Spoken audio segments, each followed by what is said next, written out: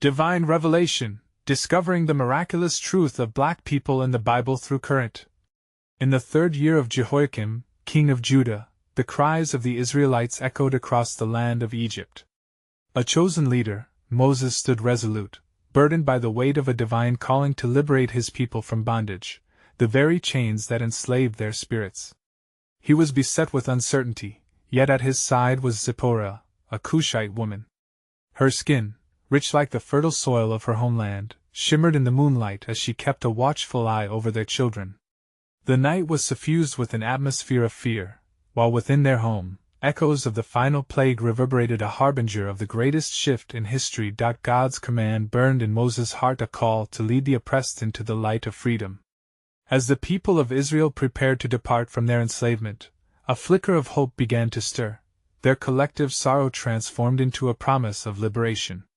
Outside their dwelling, the stars twinkled with anticipation, each one a testament to God's faithfulness.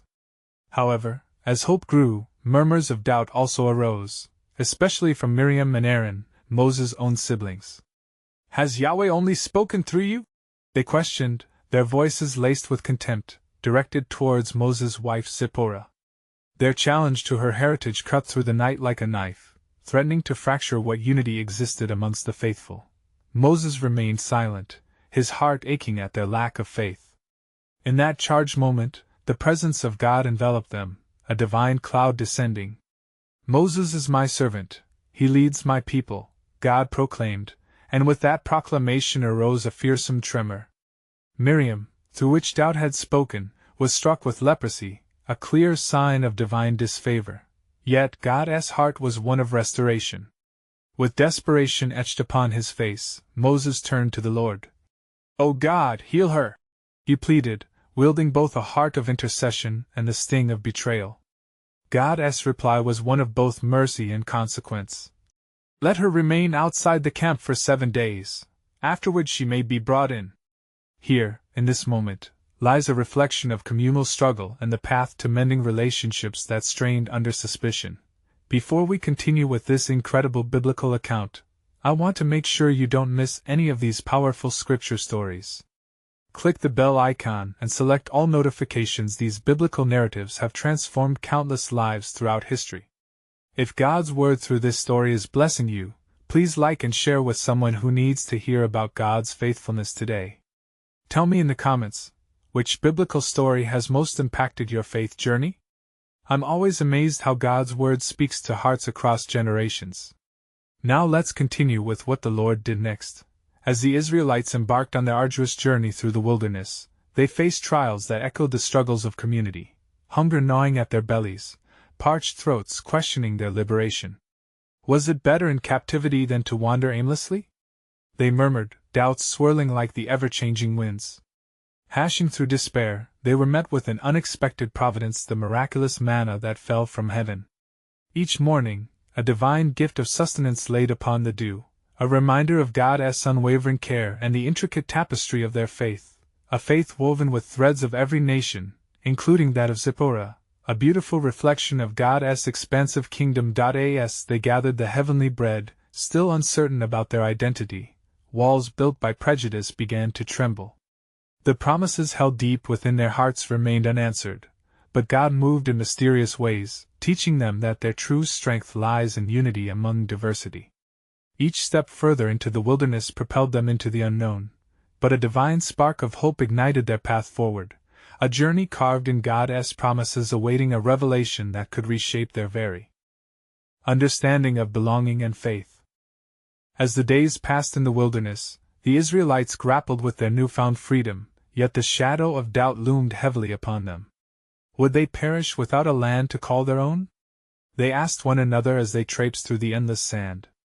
Their eyes, though once illuminated with the light of liberation, now mirrored the stark reality of their barren surroundings. In this season of wandering, God's faithfulness was evident, illustrated through the quail that fluttered down in response to their hunger. Surrounded by the starkness of the desert, their hearts were filled once more as they gathered the birds, their hunger met with divine provision. Yet amidst the feast, the gnawing discontent grew louder, instigated by the murmurs of those who longed for yesterday's comforts. When we were in Egypt, we had fish, cucumbers, melons, they reminisced, painting the past with nostalgia, failing to see the chains that had bound them. Moses, aware of their plight, sought the Lord in earnest. He lamented over the burdens of leadership, consumed by the weight of their complaints. "Why have you brought this trouble upon me?" he cried.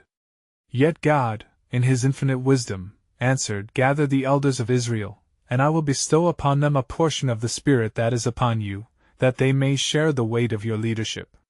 So Moses selected 70 elders, and the Spirit of God descended upon them as it had on Moses, each receiving the divine empowerment to lead with dignity and strength. Among them stood Eldad and Medad, who, even in their absence at the gathering, felt the rush of the Spirit as they prophesied in the camp. A young man ran to Moses, breathless with fear, claiming, "Eldad and Medad prophesy in the camp." Joshua, zealous for Moses' honor, urged, "My Lord, stop them." But Moses responded with heavenly wisdom, "Are you jealous for my sake? Would that all the Lord's people were prophets." His words resonated as a reminder of God's inclusive plan, one that reached beyond lineage and custom. Yet, not even the whispers of prophecy could silence the wilderness trials. For just as they celebrated the Spirit's movement, their feet stumbled upon a different challenge: a lack of water. The arid land mocked their thirst, and despair echoed among the people. "Is the Lord among us or not?" they questioned, their hearts reverting back to the doubt that long plagued them. In that moment of distress, God commanded Moses to take his staff and strike the rock at Horeb. Water flowed forth, gushing under the weight of Moses' faith, a physical manifestation of God's enduring presence. This miraculous outpouring served not only to quench their thirst but also acted as a profound testament of God's providence. Yet still, the hearts of many were hard, entrapped by memories of oppression and mistreatment. Could a Cushite woman really be part of this great deliverance? They wondered, their bias failing divine truths. As they traveled, a battle loomed on the horizon. The Amalekites came against them, fierce and unyielding.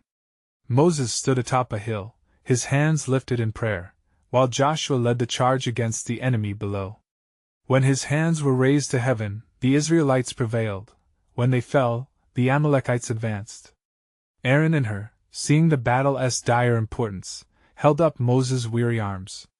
Through this collective effort, God granted victory that day, a victory born of unity, reliance, and the acknowledgement that all are essential in his plans. As the dust settled upon the battlefield, God spoke to Moses, "Write this on a scroll as something to be remembered and make sure Joshua hears it, because I will completely blot out the name of Amalek from under heaven." The Lord's proclamation sent waves of hope through the camp. The promise of complete deliverance was being birthed. Amidst the struggles and victories, God was weaving a tapestry of redemption that transcended their moments of doubt.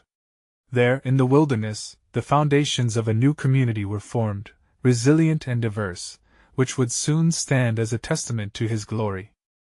A people united under his name, anticipating the land promised to them. For little did they know, this journey was preparing a way for a greater revelation, a profound truth that echoed through the ages. God's purpose would flourish in unexpected ways, and the fullness of his plan for all nations awaited them.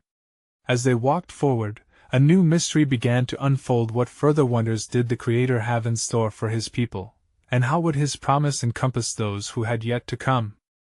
But as the Israelites journeyed through the wilderness, the day dawned when their faith would be tested once more.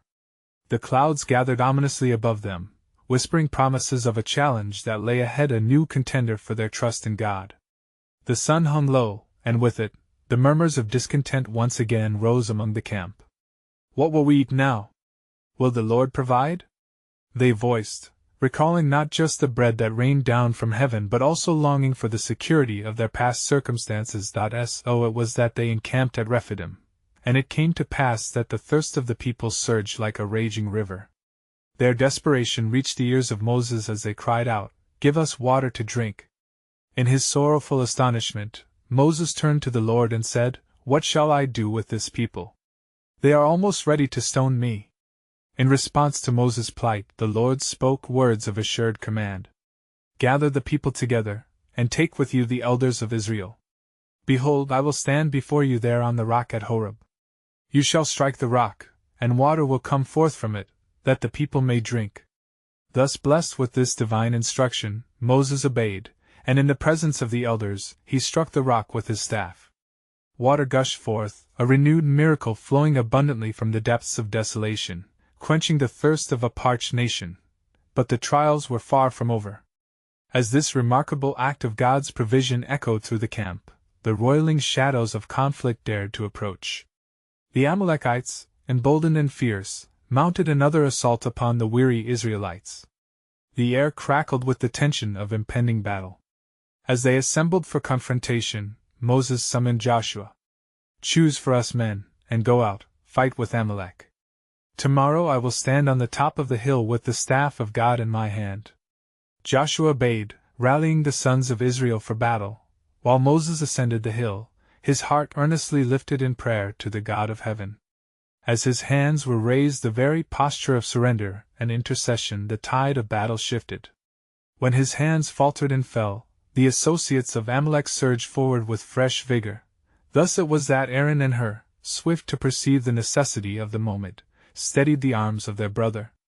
With every hour they labored in support, as a visible symbol of faith and reliance upon divine strength.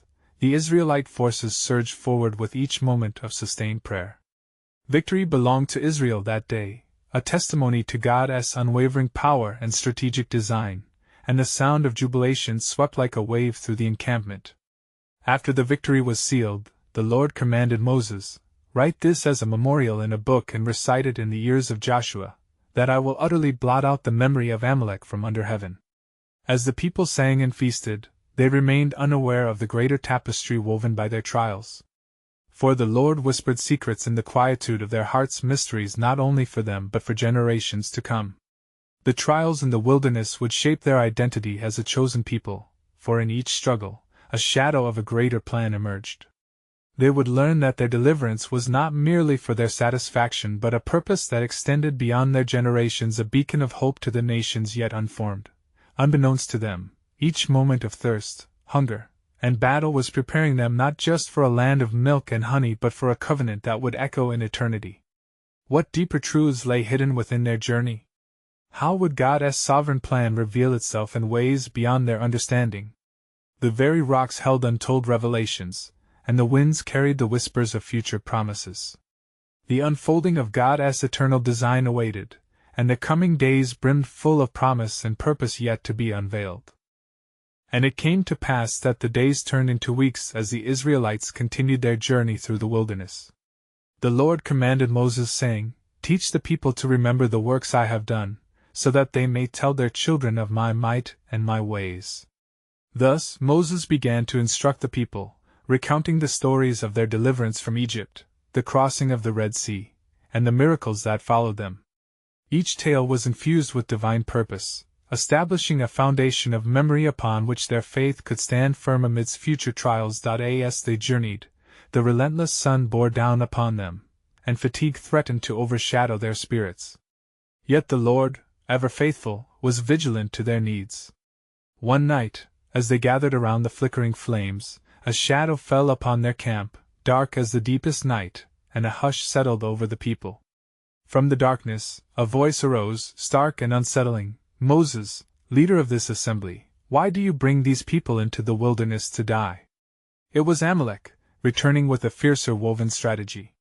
The people trembled at the sound as they recalled their previous encounter. But Moses, undeterred by fear, turned to God and said, "Lord, what shall I say to my people? How shall we withstand this greater foe?" The Lord answered him, "Fear not, for I am with you. Prepare the hearts of the people, for I shall deliver you once more." With the dawn's light casting a golden hue upon the encampment, Moses spoke to his people. "Tomorrow, we shall stand against Amalek. Go, prepare yourselves for battle, not with swords and shields alone, but with prayers lifted high." The Israelites stood in resolute unity, their hearts kindled not by dread but by trust in the one who had delivered them before. On the morrow, the combatants met. The clash of swords filled the air, a cacophony like thunder rolling over the hills. Amidst the fray, Moses stood upon the heights, arms raised towards heaven, the staff of God steady in his hands. As the battle raged below, anew, the ebb and flow mirrored the faith of the people. Each time his hands were lifted in prayer, Israel prevailed. Each time they lowered in exhaustion, the tide turned against them. Exhausted from battle and the weight of his calling, Moses felt the tremor of fear seep into the depths of his resolve. But Aaron and Hur ascended the hill, offering strength and encouragement. They set a stone for Moses to sit upon, and together they held up his weary arms with mighty faith.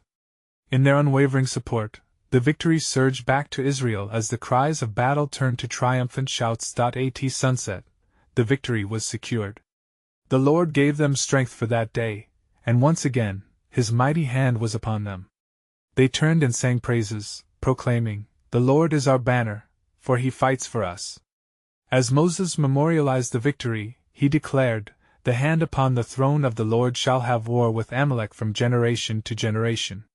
Yet, amidst the jubilations, uncertainty lingered. For the trials faced today were but shadows of tomorrow's challenges. What mysteries lay beyond this day?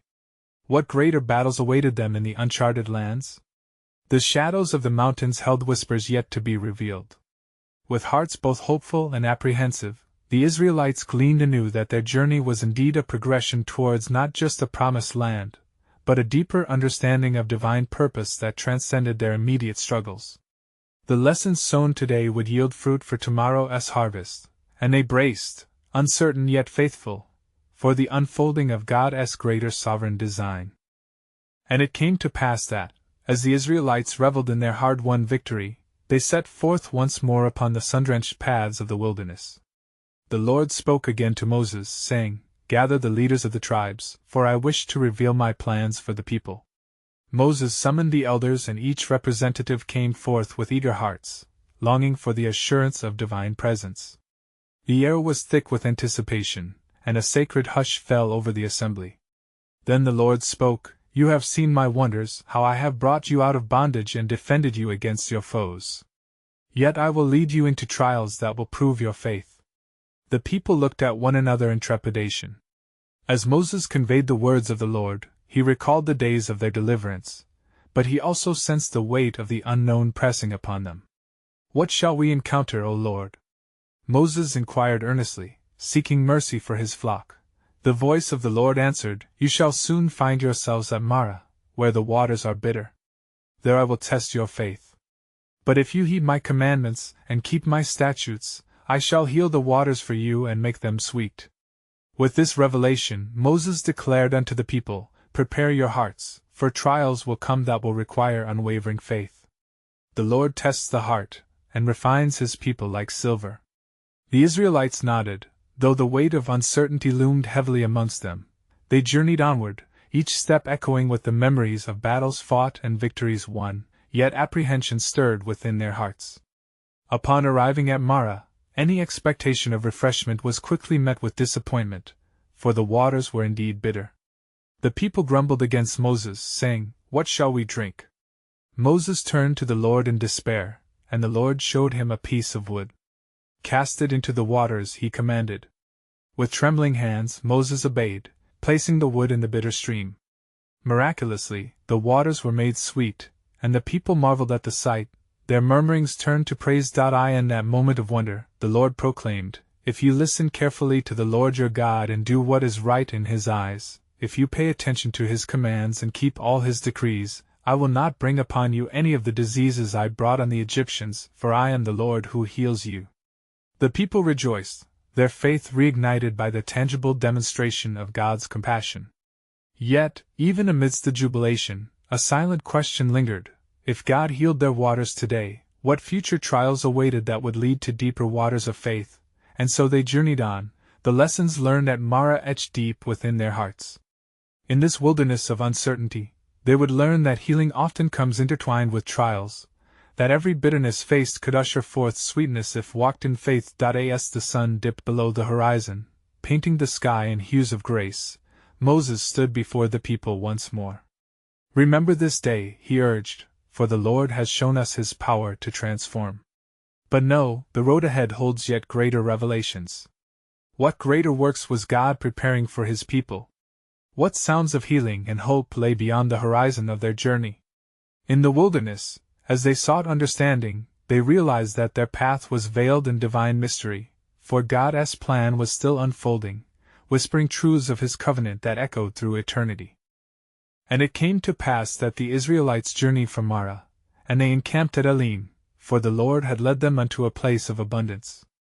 In Elim there were 12 springs of water and 70 palm trees, and the people drank and rested beneath the shade.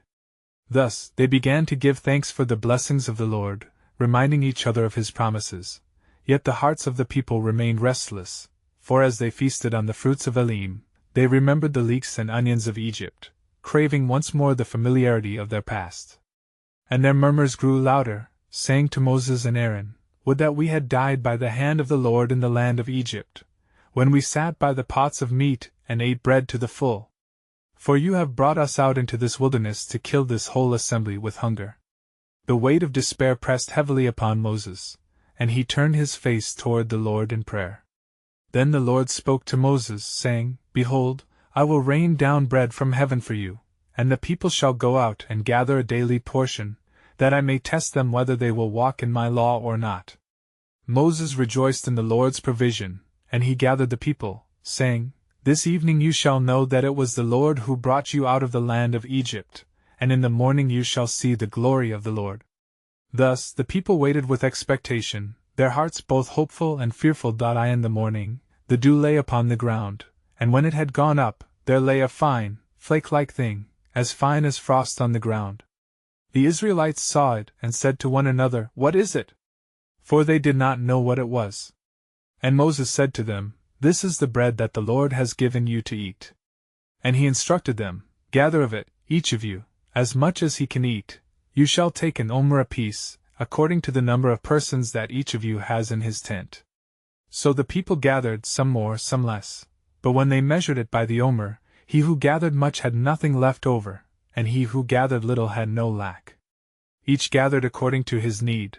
But the Lord warned them through Moses, saying, "Let no one leave any of it till the morning." Yet some of them did not heed the command of the Lord, and they left part of it till morning.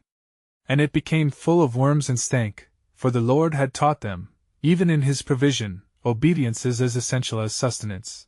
Then the Lord said to Moses, "I will give you bread on the 6th day, and on the 7th day you shall have a holy Sabbath."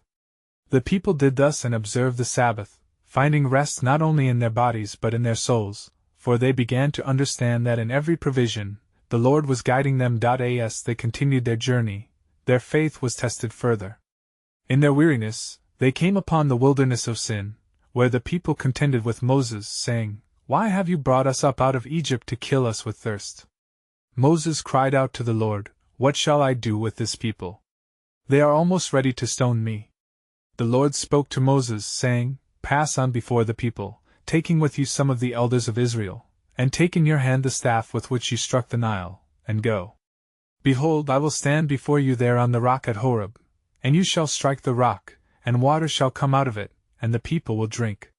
So Moses did as the Lord commanded, and when the rock was struck, water flowed forth abundantly, quenching the thirst of the weary and parched. The people marveled at the miracle and began to understand the faithfulness of the Lord in every trial. As they drank deeply from the rock, their hearts swelled with praise, and they considered the wonders of His grace. Yet, as their journey continued, they could not yet fathom the depths of the promises that lay ahead. What greater provision awaited them, and how would the Lord reveal His covenant in the days to come? The wilderness held secrets, awaiting their discovery, for truly, the journey was just beginning, and God as sovereign plan was unfolding with divine precision. And it came to pass that the Israelites journeyed further into the wilderness, their hearts still burdened by doubt, and their eyes dimmed by the weariness of the journey. As they made their encampment at Rephidim, there arose a fierce contention among the people, and they quarreled with Moses, saying, "Give us water to drink." Moses, troubled by their outcry, replied, "Why do you quarrel with me? Why do you test the Lord?"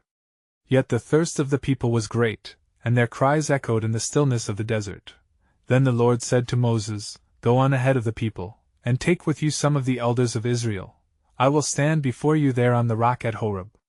You shall strike the rock, and water will come forth from it, so the people may drink." And Moses did as the Lord commanded, striking the rock as the elders looked on. From the rock flowed water abundantly, and the people drank and their spirits were lifted. Then they named the place Massah and Meribah because of the contention of the children of Israel, and because they tested the Lord, saying, Is the Lord among us or not? The people marveled not only at the miracle but at the providence of the Lord in times of despair, though their hearts were still troubled.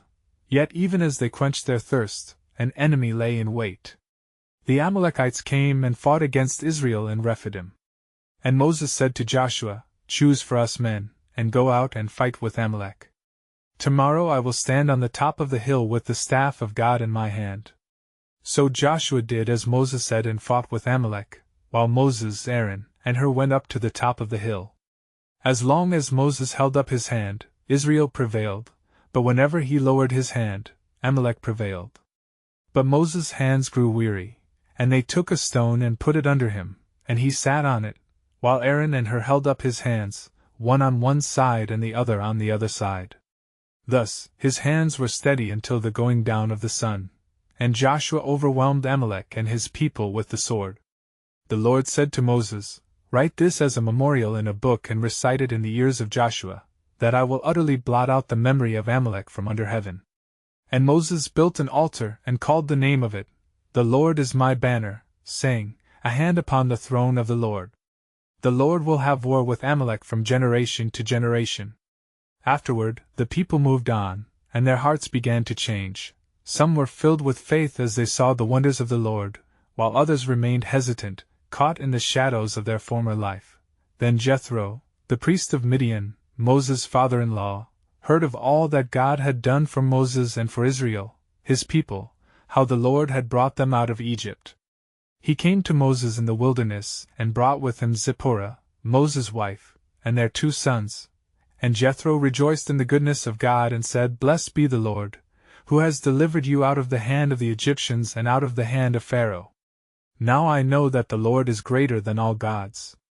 Yet even as they celebrated, a greater revelation awaited them, for in the heart of the wilderness lay the law that would shape their destiny and reveal the holiness of God for His people. Could they grasp the magnitude of the covenant God was bringing forth? The wilderness beckoned with both challenges and promises, hinting at a profound transformation ahead, as God's sovereign plan continued to weave through their trials. What awaited them on the mountaintop, and how would the divine law guide their journey into destiny? And it came to pass in the days following the arrival of Jethro, when Moses sat to judge the people, and the people stood before him from morning until evening. Jethro observed all that he was doing for the people, and he said to Moses, What is this that you are doing for the people? Why do you sit alone, and all the people stand before you from morning until evening? Moses replied to his father-in-law, Because the people come to me to inquire of God. When they have a dispute, they come to me, and I judge between them and I make known the statutes of God and His laws. Jethro said to him, The thing that you are doing is not good. You will surely wear yourself out, and these people as well. For the task is too heavy for you, you cannot do it alone. Now listen to my voice, I will give you counsel, and God will be with you. You stand before God for the people, and you bring their cases to God. Teach them statutes and laws, and make known to them the way in which they must walk and the work they must do. Moses heeded the advice of his father-in-law, appointing leaders over the people, rulers of thousands, hundreds, fifties, and tens, to judge the smaller matters and bring the hard cases to him. Thus, the burden was lightened, and the people were able to bear their responsibilities with greater ease. And then it came to pass on the 3rd month after the children of Israel had gone out of the land of Egypt, that they came to the wilderness of Sinai. They encamped before the mountain, and Moses went up to God. The Lord called to him from the mountain, saying, Thus you shall say to the house of Jacob, and tell the children of Israel, You have seen what I did to the Egyptians, and how I bore you on eagle's wings and brought you to myself. Now therefore, if you will indeed obey my voice and keep my covenant, then you shall be a special treasure to me above all people, for all the earth is mine. The people answered together, All that the Lord has spoken we will do. And Moses brought back the words of the people to the Lord. Then the Lord said to Moses, Behold, I come to you in the thick cloud, that the people may hear when I speak with you, and believe you forever. So Moses told the words of the people to the Lord, and he said to Moses, "Go to the people and consecrate them today and tomorrow, and let them wash their clothes. And let them be ready for the third day, for on the third day the Lord will come down upon Mount Sinai in the sight of all the people." As Moses prepared the people for the coming of the Lord, he established boundaries around the mountain, saying, "Take heed to yourselves, that you do not go up to the mountain or touch the base of it. Whoever touches the mountain shall surely be put to death." And the people trembled with fear, for the presence of the Lord was a consuming fire upon the mountain, and the sound of the trumpet grew louder and louder. Then Moses spoke, and God answered him by voice. In that fearsome moment, the people were reminded of their own frailty, yet awaited the revelation of the law. For in this moment of divine encounter, God's sovereign plan was unfolding, setting forth a covenant that would reveal His holiness and the righteousness of His guidance for His people. Little did they know, this covenant would forge a path not merely for their journey, but for generations yet to come, beckoning a profound understanding of their identity as His chosen people. What would unfold from the thunder and smoke on that mountaintop, and how would they bear the weight of such divine truth? And it came to pass on the morning of the third day, that there were thunderings and lightnings, and a thick cloud descended upon Mount Sinai, and the sound of the trumpet was exceedingly loud, so that all the people who were in the camp trembled. Moses brought the people out of the camp to meet with God, and they stood at the foot of the mountain. The mountain was engulfed in smoke, for the Lord descended upon it in fire. The smoke rose like the smoke of a furnace, and the whole mountain quaked greatly. As the sound of the trumpet grew louder and louder, Moses spoke, and God answered him by voice.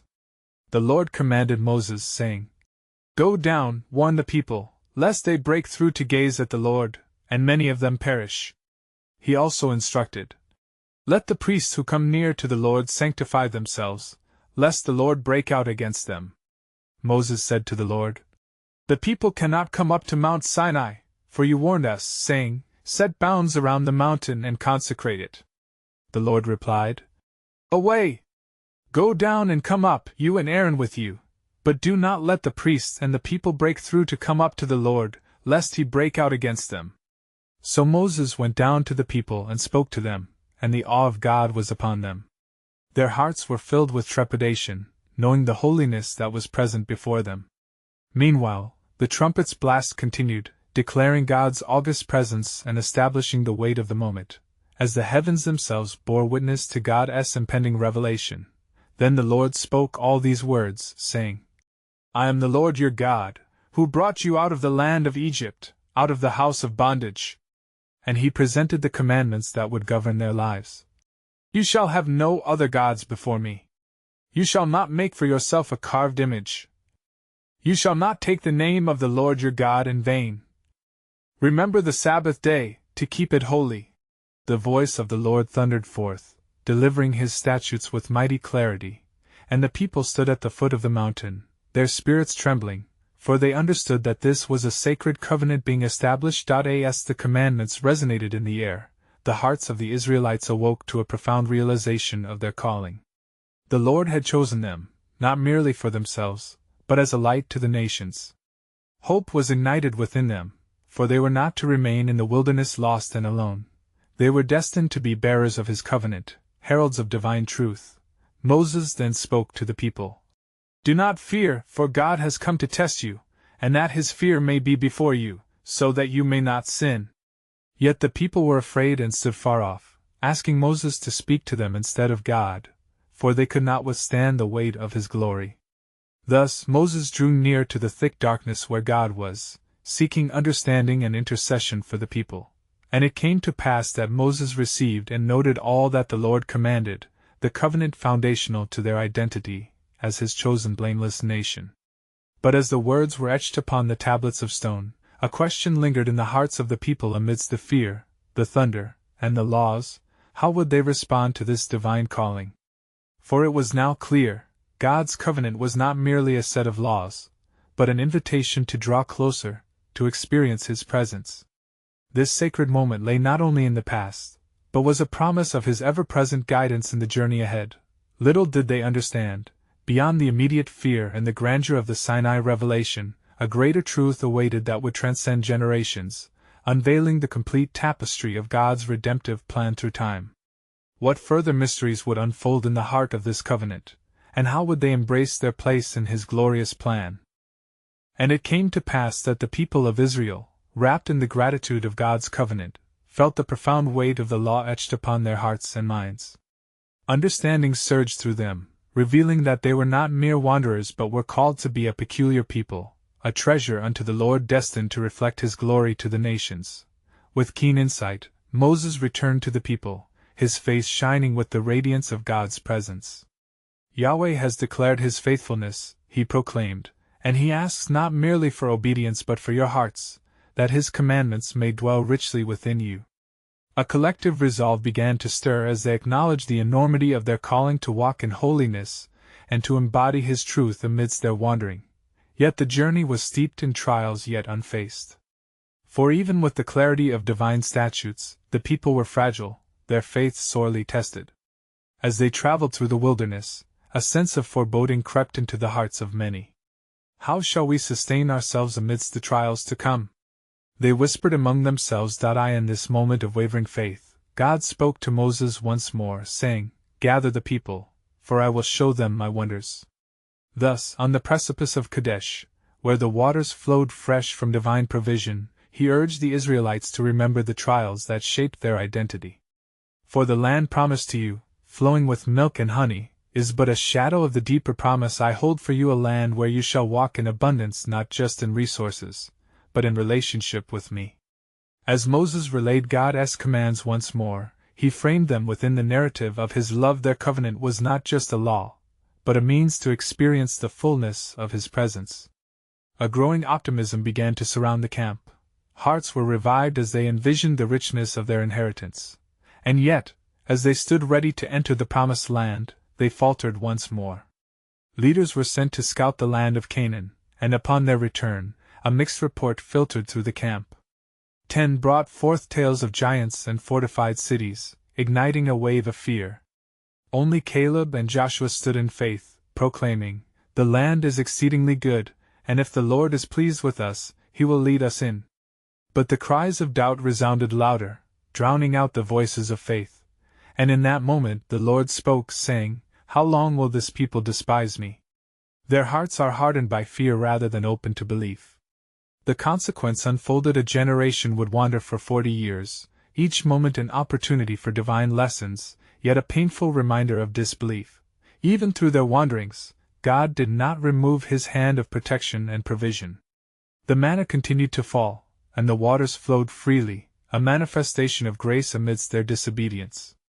His heart remained one of restoration, and each challenge was infused with divine purpose. Finally, on the shores of a new Jordanian horizon, the time of reckoning approached.